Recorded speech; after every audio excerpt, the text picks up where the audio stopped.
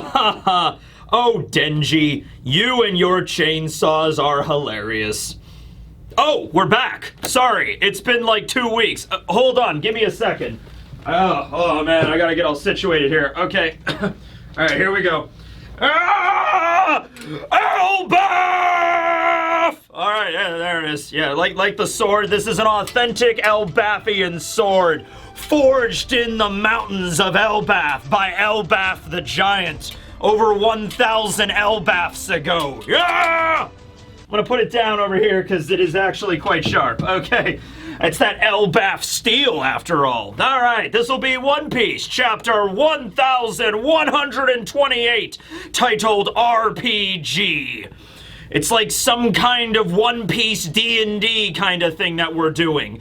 If you like One Piece flavored D&D, you should go check out Rustage's second channel, where we have over 60 episodes of the original One Piece D&D and a bunch more of One Piece Marines that we are playing now. Next episode Thursday of next week, I believe, actually. So there's a plug. Okay, anyway, no Yamato cover page this week, but we do have the Straw Hats all dressed up in legally distinct from Harry Potter school uniforms from some random magical school that I am sure is not Hogwarts, flying around on brooms. There's a dragon in the background. That's pretty cool. I mean, clearly Luffy is in Gryffindor.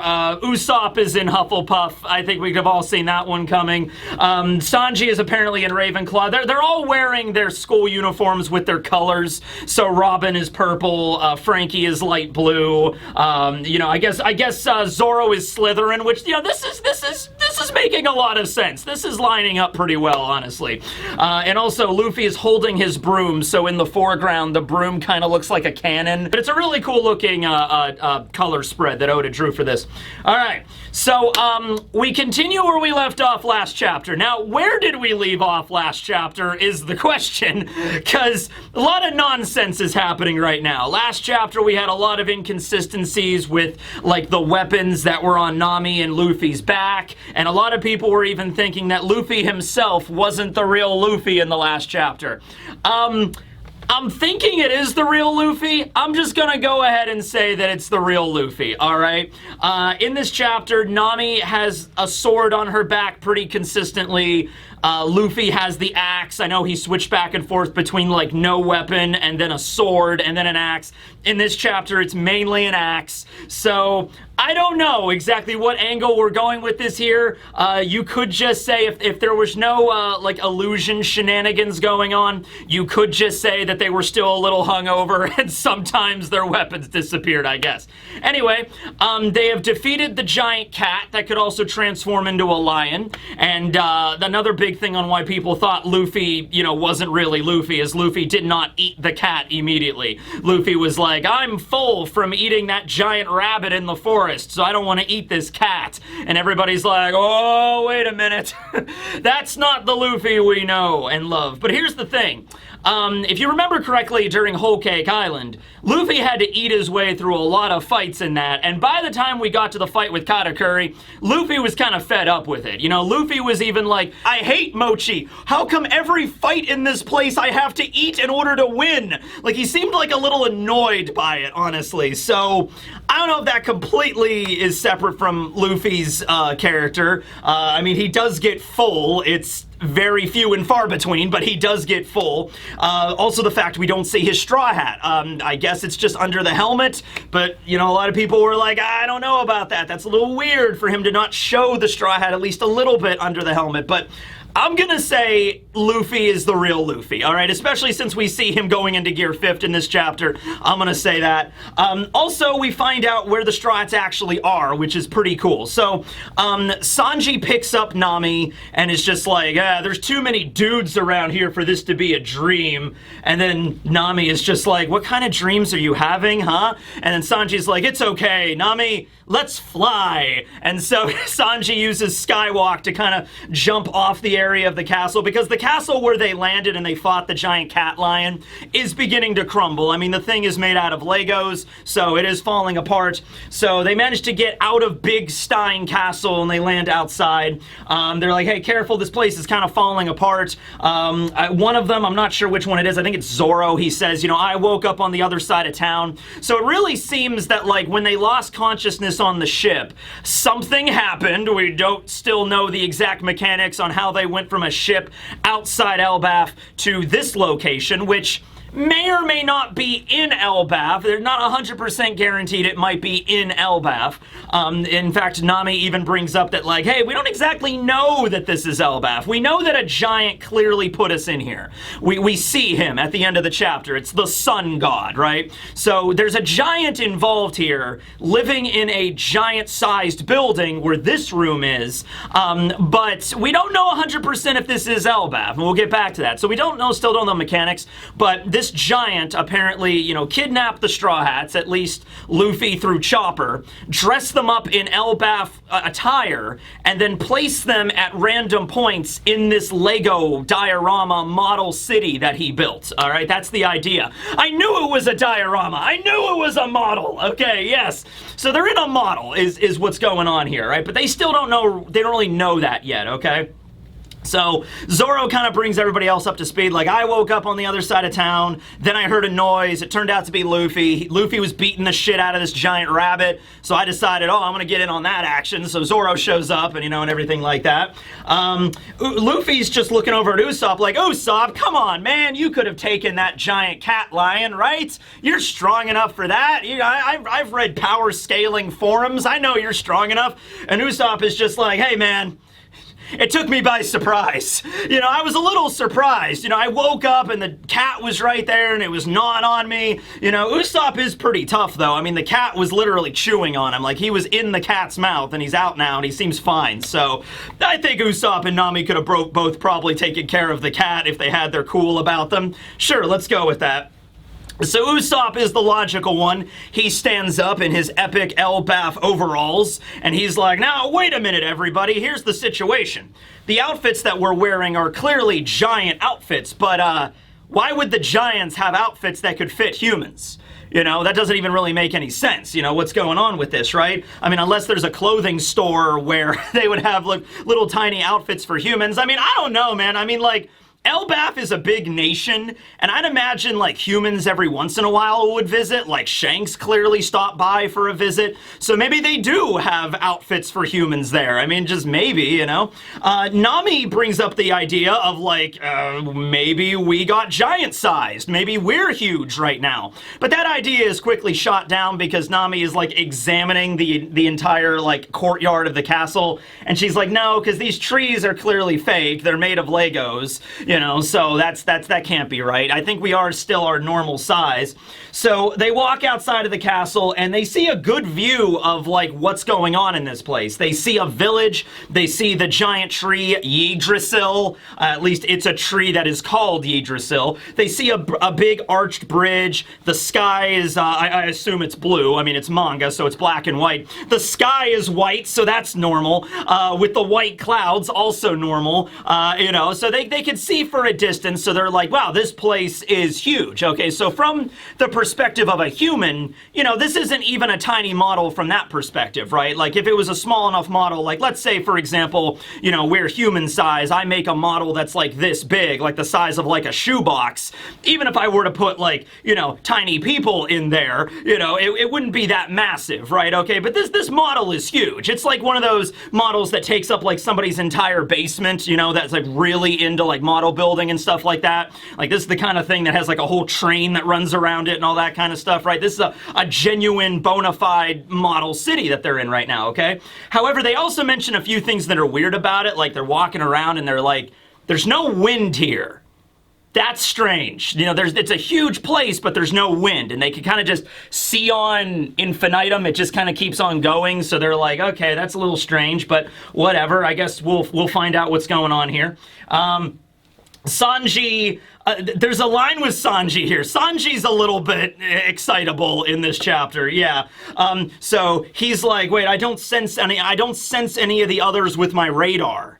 And I'm thinking like, oh, he's clearly talking about observation hockey, right? Like Sanji is the observation expert, so clearly Sanji would be like, hold on, let me do a real quick scan of the area to see, you know, if Chopper, Frankie, Brooke, Jinbei, and Robin is around. But no, he's just like, no, I have my radar. I can smell Robin. Oh wait, she's not here. Okay. And then Nami is just like, you're an idiot. You're an idiot and a dog in like every sense of the word. And I'm like, okay, Sanji, you know what? I'm just gonna assume you meant observation hockey. I'm just gonna assume you meant that, and we're just gonna move on here. So they're heading into the village because they're like, yeah, there's some people that are living in the village. We obviously need to talk to them to figure out what the hell's going on here. Okay, so they're walking over to the village, and then they are stopped by a giant grasshopper. I mean, on the land of Elbaf, it would be a tiny grasshopper, but it is a large grasshopper, and it is bouncing around, and it is being driven by a large man with a beard, who's also dressed up in Elbaf garb. Now,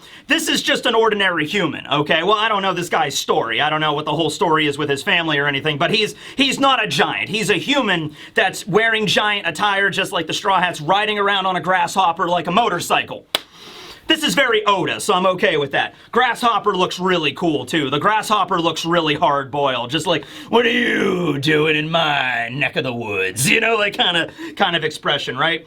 So this dude on the grasshopper, he rolls up. I don't believe we find out his name in this chapter. They just kind of call him Old Man. So I'm just going to call him Grasshopper. I'm just going to call him that, all right? So Grasshopper rides up, and he's just like, hello there. You guys must be newcomers to the town. Well, I don't have enough time to talk about everything right now. It's because obviously the Straw Hats are all like, where are we? What is this? What's going on? And the guy's like, too many questions.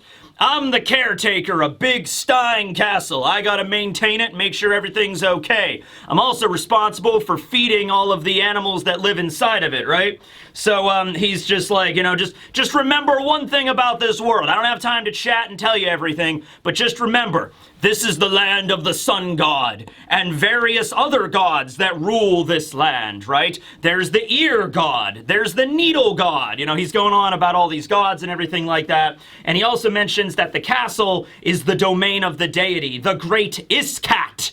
And, you know, they're like, oh, is that like the name of the king or something? No, it's basically a giant cat god. And they're like, oh, you know? And then it's because Luffy and everybody like punched the crap out of it and knocked it out. And then he also mentions the needle god, which would have been the hedgehog that Nami fried in the last chapter. He's like, the needle god must be starving right about now. I'm going to bring it its food. And Nami is like,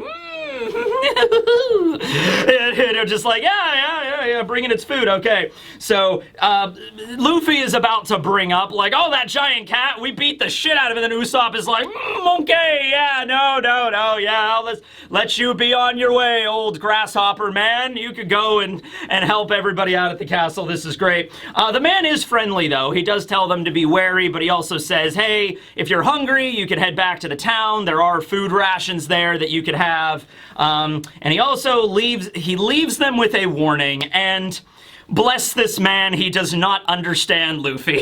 It's always funny when someone that does not know Luffy has a conversation with Luffy, and the conversation is like, okay, look, you could argue that the man is not explaining things fully here, but he is in a hurry. It's like he has stuff to do, and he doesn't want to piss off the sun god either. Little does he know Luffy is actually the sun god. But he's like, hey, look, I'm in a hurry. I don't have time to answer all your questions. Just keep a few things in mind. And he ends it out by saying, do not follow this road.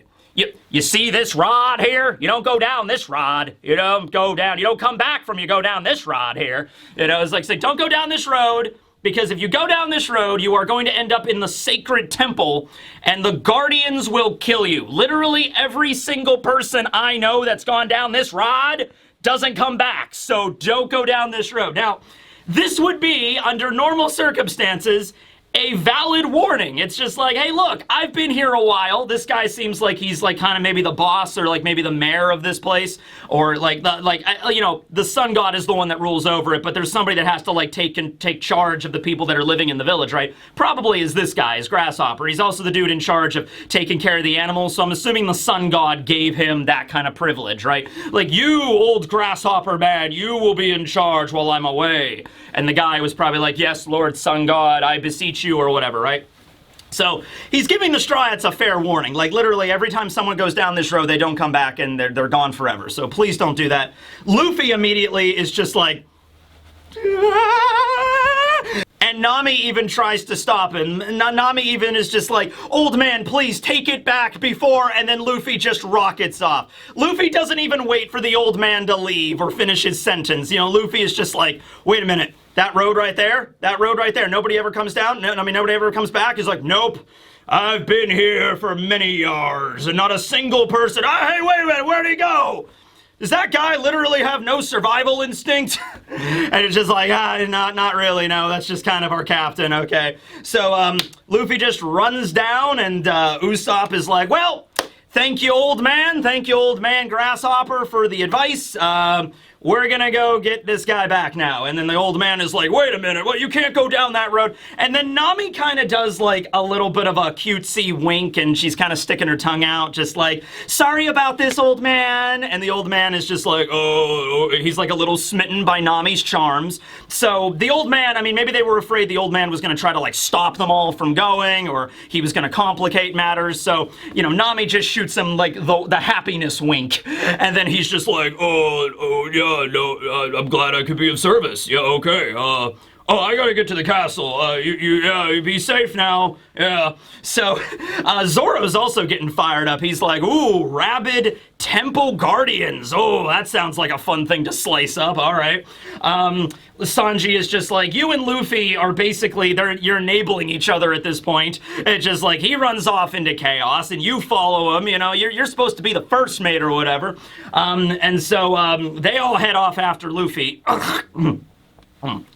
And so, of course, they all head off after Luffy. The old man arrives at Bigstein Castle. He just, like, parks his Grasshopper, and he gets out, and he's just looking at the place, and he's like, what the hell happened here? You know, because all of the blocks are broken, and, you know, it smells like burning plastic and shit, and he's just like, what? Huh?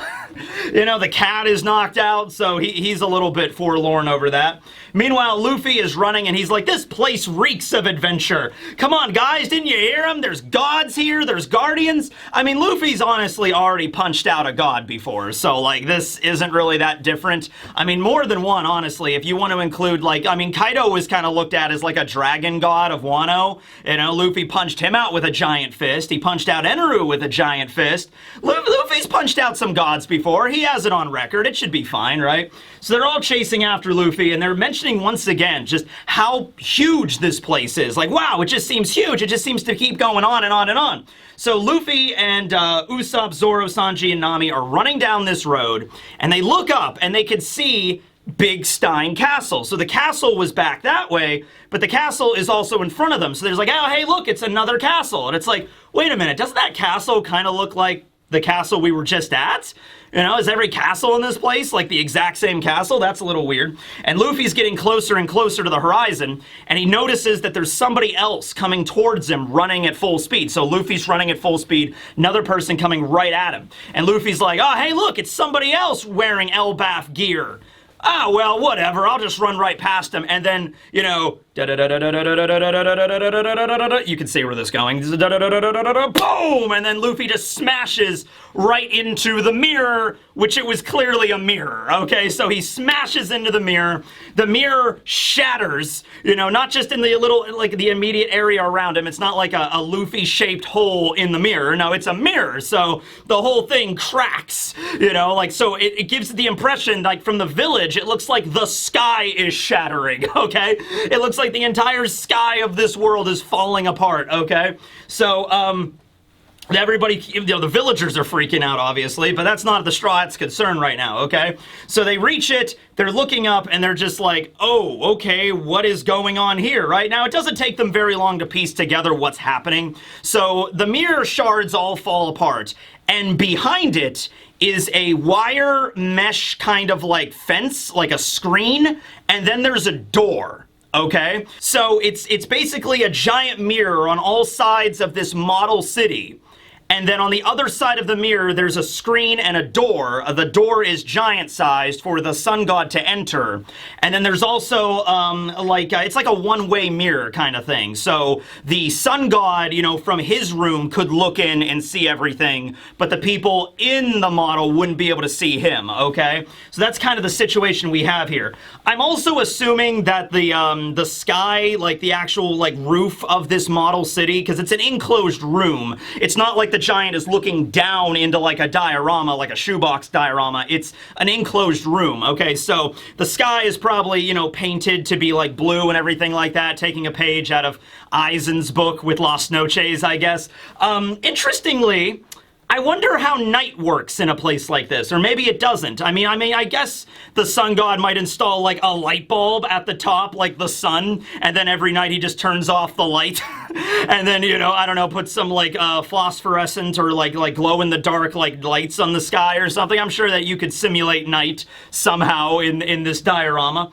But anyway, they break through the mirror, and they're looking out now into this workshop area. And in the workshop, everything is giant size, because the sun god is a giant that put them in there, right? So they see a giant table, they see a big pile of blocks, they see all extra building materials, they see cloth, they see a sewing machine. So the sun god was clearly like sewing a bunch of these materials for, you know, like to make little outfits for all the humans inside of the diorama.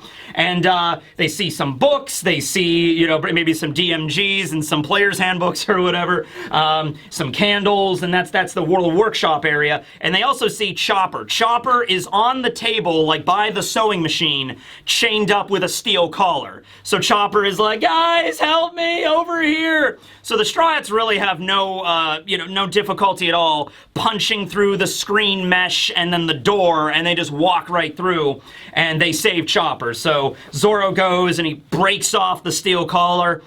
This is a little interesting because Chopper mentions it is a steel collar. I couldn't get out of it. I'm like, I feel like Chopper should be able to break through a steel collar. Now, if it was sea stone, I'll go with that. I'll follow that. But, like, Chopper at this point, I mean, like, well, it's the thing of, like, logic versus anime logic, right? Because if Chopper was in Brain Point when he had a collar put on him, you could argue, oh, he just goes into Heavy Point and breaks the collar.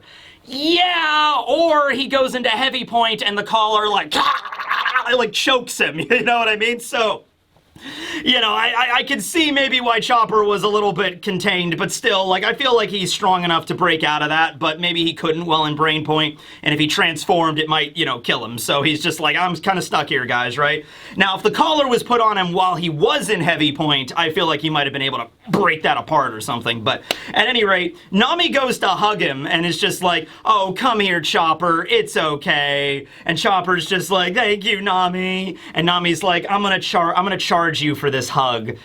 And Chopper's just like, hey, wait, what? Huh? What is this? Huh? What does that mean? And Usopp's like, hey, that's cold, Nami. You were crying earlier. I'll be honest with you. If there's any of the Straw Hats that are giving me vibes like they're not really the real Straw Hats, I don't know. Nami used Usopp as a human shield in the last chapter. And here, you know, normally she'll be like, you know, Chopper's very cute, so it's not like a big deal. Like, oh, Chopper, come here, it's all okay. Yeah, I'm gonna charge you money for this later, you know. It's just like, that, I don't know. But then again, I have another perspective on this. So, the Straw Hats, I mean, up until they ran into Chopper here, were the East Blue Straw Hats. They were the original 5 Straw Hats, right? You had Luffy, Zoro, Nami, Usopp, and Sanji. So I'm wondering if Oda is, in a sense, trying to, like, go back a little bit and recapture some of that magic from the East Blue when these were the only Straw Hats, right?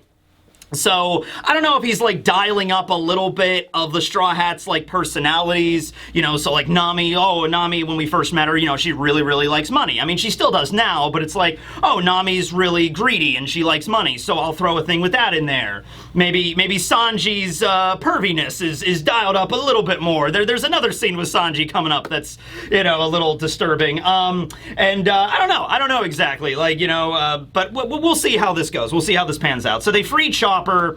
Obviously, Chopper, I guess, was still getting fitted for his Elbaf attire, so that's why he wasn't in the model yet. It's like the Sun God was... I'm just realizing this is basically the when they get to Shell City in the SpongeBob SquarePants movie. If you've seen that, then you got it, right? Okay? So, there, you know, he was there just like, oh, I have to get more fabric. Hold on a minute, little reindeer man. And he, like, chains up Chopper and he walks out, and then, like, that's the whole situation there, right?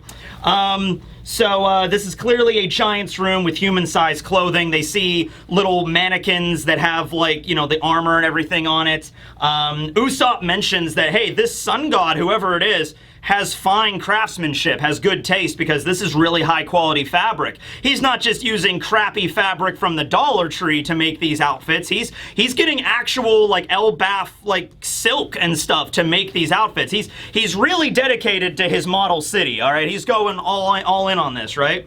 Luffy finds more of the Lego blocks. He's like, hey, guys, we found these blocks. It's what that whole town is made out of out there. And Sanji's like, oh, okay, that makes sense. See, remember when they were burning the rabbit god in the last chapter, and one of the people in the village was like, what's that smell? And we assumed it was just the smell of the burning rabbit. No, it was the smell of burning plastic, because they were grilling a rabbit on top of, like Legos, okay? So they were burning plastic, so that's why everything stank, all right? So it's like, oh, okay, that makes sense. Now, Sanji mentions, like, you know, when we were inside of the room, it looked like it stretched on forever because it was a mirror as walls, right? Which, by the way, I don't know if you guys have ever been in a room that is like all the walls are made out of mirrors. Not like a fun house, not like trick mirrors, just regular mirrors on all sides. Dude, it really does mess with your brain. It really does give the impression you are walking through like an amphitheater when it's in fact way smaller than it really is, okay? So it is kind of disorienting, right? So they mention that while they're outside the room, though, they can see, like they look inside, they can see the castle, they could see the village and Yggdrasil from the outside, so it's like a one-way mirror, okay? That's a piece of technology, I guess, that Straw Hats have never really seen before, but the Elbaf giants have, so that's pretty neat.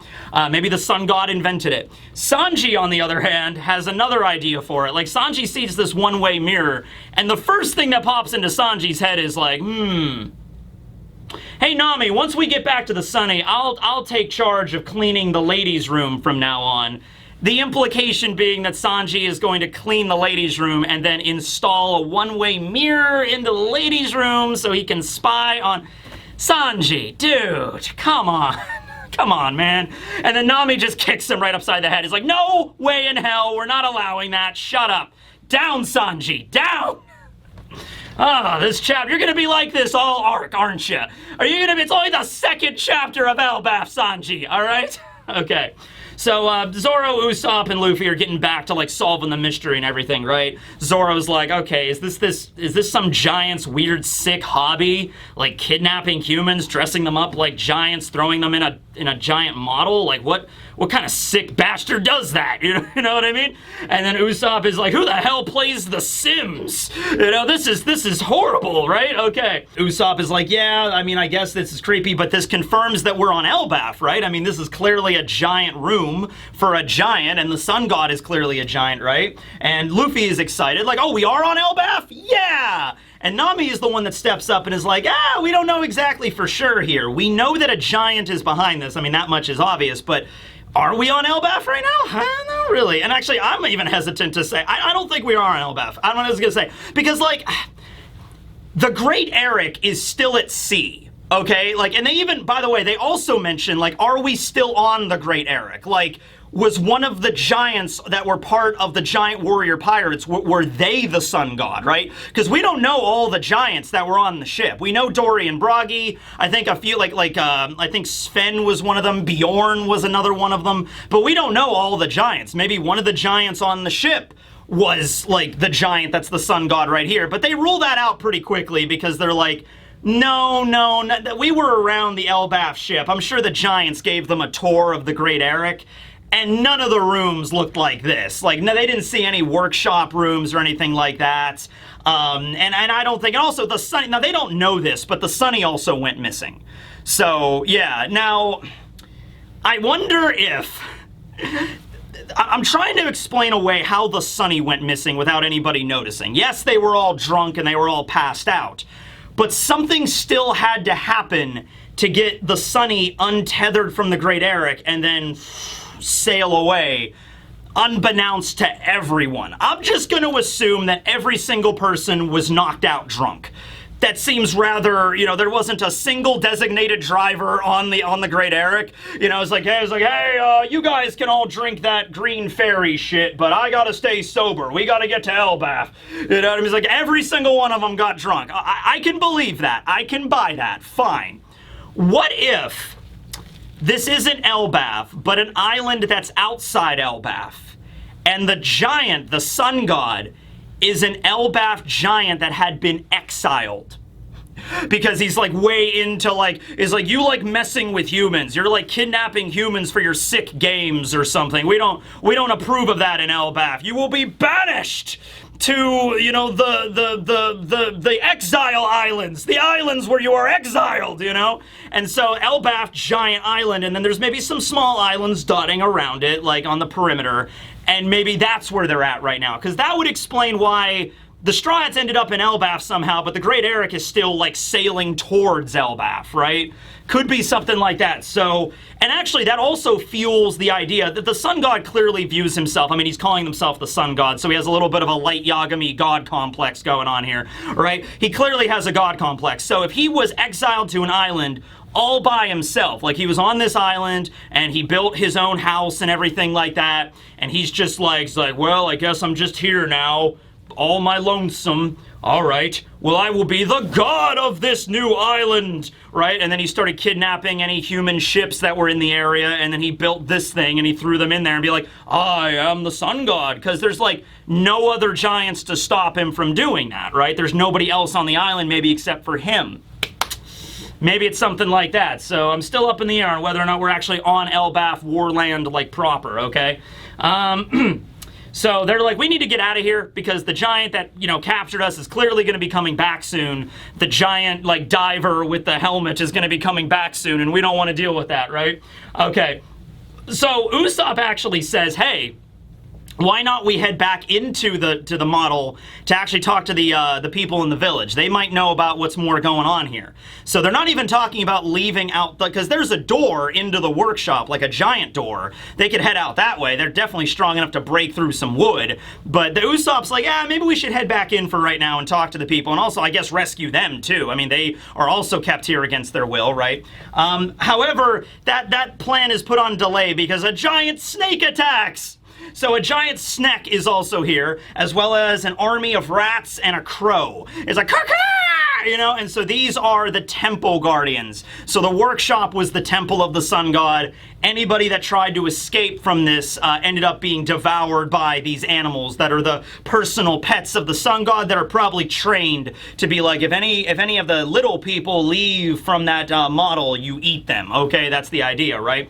Now, normally I can see how, you know, humans would be, you know, devoured by a giant Elbathian snake. But Luffy, on the other hand, yeah, he's got gear fifth, so this snake is done, right? So the Straw Hats all engage in combat with the snake and the rats and the crow, and he also is like, oh, and Luffy even says, like, I'm still full up from the rabbit, but we could fight these guys, sure, why not?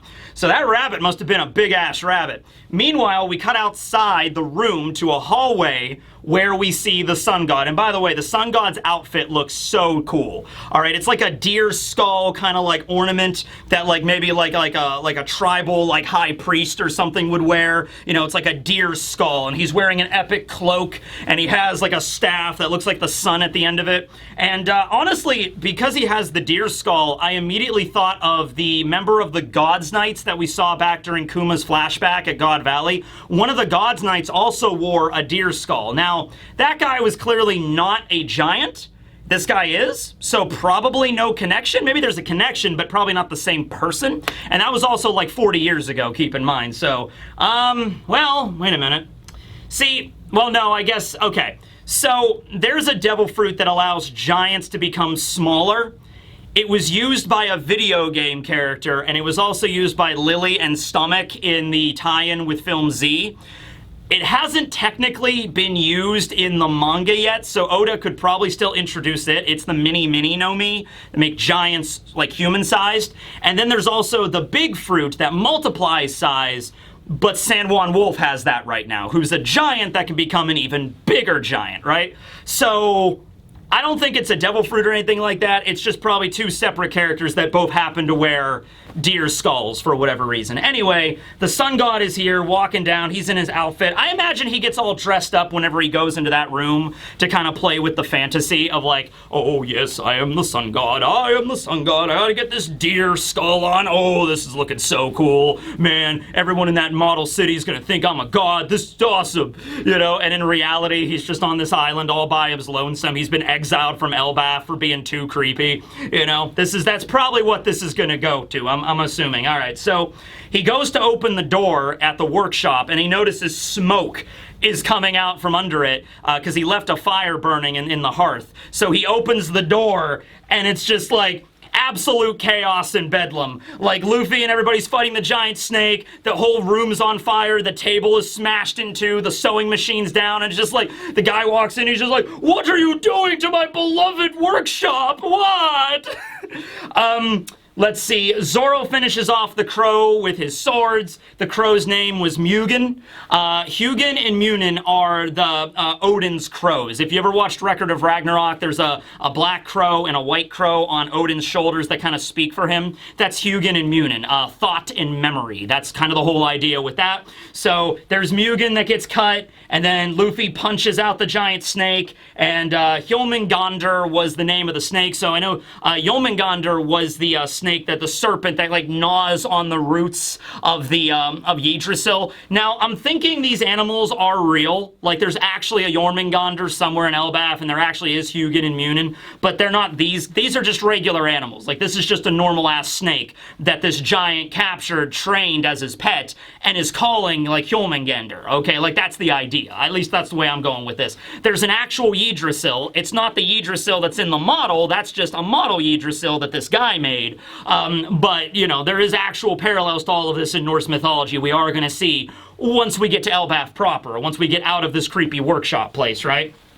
So they defeat the rats, they defeat the snake, they cut down the bird, and they all jump back into the model city. The Straw Hats are all like, oh, there's the giant. All right, let's get back in the city. Let's get out of here. Because the idea is if the entire model is like, you know, in this enclosed room, and they broke through this way, and then this is where the workshop, and this is where the giant is, well, if they just keep running in the opposite direction the entire length of the model, they're going to run into the other side. They smash through that mirror, and in theory, they might be able to escape.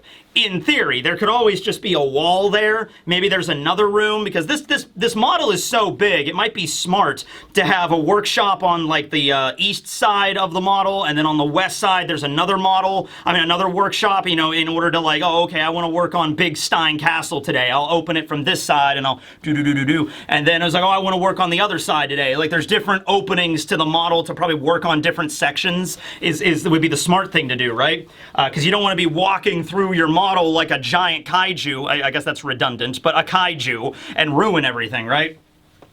So, last scene of the chapter, Straw Hats go back into the model, they run across the cat, the giant god cat, and they immediately are just like, they beat the shit out of it. It growls at them like, yeah! And then they just beat the crap out of the cat, they jump on the back, and they use it to ride away from the sun god. Chopper could speak to it, because he could talk to animals, something else that doesn't get brought up too often, but he could talk to animals. And Chopper translates and is like, this cat is saying that you're gonna pay for this, you know, using me as like a horse to ride away. And it's like, yeah, whatever, it doesn't doesn't matter. Let's get out of here. Nami also pulls up. She's like, hey, I didn't find any treasure in that workshop, but I did find a map. So they have a map of the model city, and I can't wait to see that map. I can't wait to see. I'm just going to do geography as everything on this model city. I'm just going to do that. We get 2 geography as everything's in Elbaf. That's going to be fun. I'm actually really happy they're not just running out of the workshop. I'm really happy they're going back in the model, because this is cool. We can actually see this now, right? And the sun god obviously doesn't want to destroy the model. He's like, how dare you defile my beloved country? No! And we see him kind of like behind them. I guess he walked into the model and he's like standing right there at the entrance and he's just like, what are you doing? But he's got to be careful because he can't just go chasing after the Straw Hats. He'll knock everything over. So I think the sun god is going to have to like retreat for now and like figure out like, oh no, what am I going to do? Oh, I got to special order a new mirror. Oh, they broke the mesh around the thing. Oh, my workshop. Oh, come on, guys.